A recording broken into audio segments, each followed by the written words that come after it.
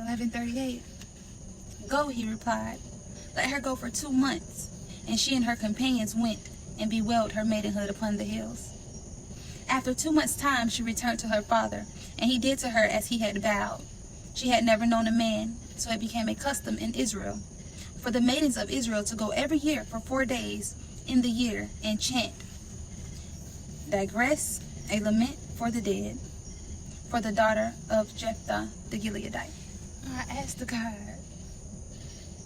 why did you let him go through with it, God?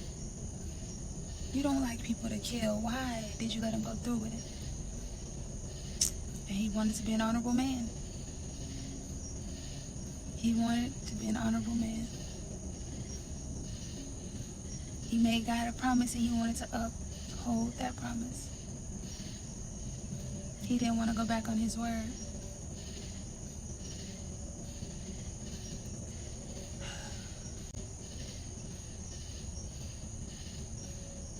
Yeah, I'm gonna cry. I'm trying not to. I'm trying to hold it in, but I honestly feel like he cared more about what the people thought. He cared more about what the people thought, because you made this declaration in front of all of us. Surely you can't go back on what you've told God. I just don't believe that God would have made him present his only child as a burnt offering.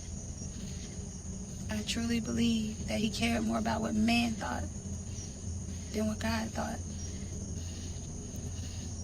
Don't be so quick to speak, you know what I'm saying? Especially if you are a pleaser of people. You know, because you're going to want to honor that stuff, you know what I'm saying? There's a lot of people who say things in the heat of the moment and don't mean it. And then all it takes is somebody to say, well, I know you ain't going to back out. Nah, what you mean? I ain't going to back out. And you know what I'm saying? And it's just not worth it, guys. That's the end of chapter 11. So desperate to be accepted. So desperate to be looked at as great. And not just some prostitute son that he was willing to do anything, even sacrifice his daughter.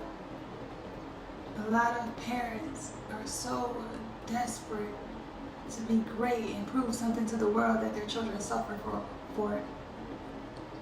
You know, we always say money can't buy happiness, and people be like, I sure like to see.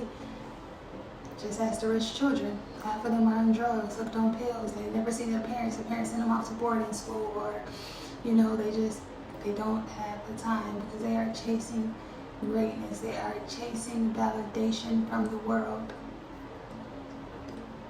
You know, I was talking to my little sister one day because she was feeling like she hadn't achieved what she wanted to in life. She felt so far behind. You know, she was like, you know, I haven't got the degrees that I thought I'd have already. You know, I haven't achieved this and that. And I told her, sis, don't you know those are worldly accolades?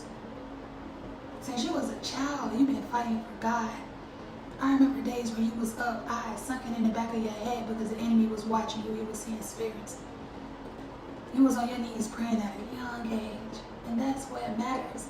Don't let worldly things feel like you're behind because you're far in the kingdom. Your mention is on the 50th floor with a bocce, baby.